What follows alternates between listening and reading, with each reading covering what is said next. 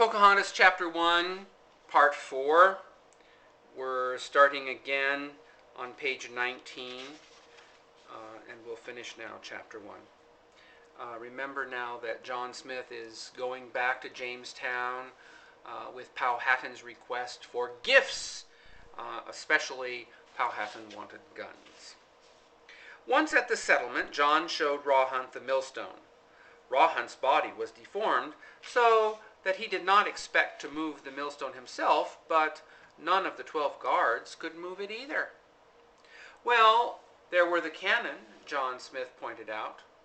Rawhunt knew how much Powhatan was counting on those cannons, so he urged the guards to try hard, to use every muscle, but it was no use. Each cannon weighed between 3,000 and 4,500 pounds. It was too bad, John said, that the Indians couldn't take the cannon home. He would give them other gifts instead. He gathered up some trinkets, bells, baubles of glass, and copper. But Powhatan was expecting thunder. No thunder, John said.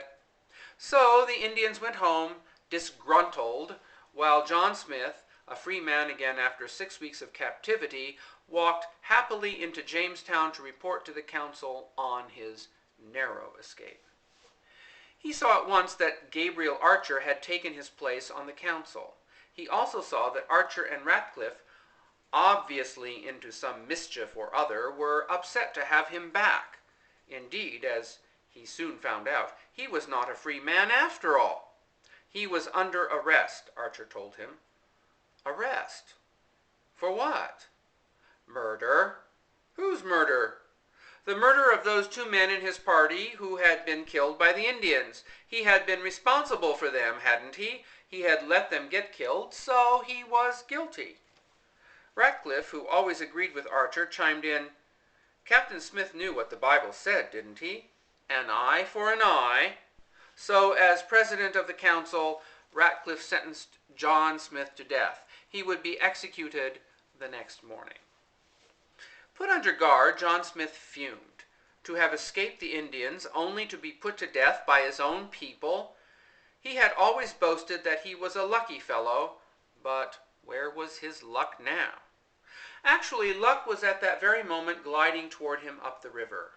That same evening, just in the nick of time, Captain Newport arrived back from England. He tied his ship up at Jamestown, and as soon as he heard the news, he persuaded the council members to set John Smith free and to remove Captain Archer from the council. Of course, the natives had seen Captain Newport arrive. Like the others, Pocahontas would have wondered, did this mean the strangers would leave now? John Smith, too? In a few days, they had more news. Captain Newport had brought 80 new settlers with him. It looked as if they meant to stay. Powhatan would have felt one way about this. Pocahontas might have felt another. And so we have the end of Part 4, Chapter 1.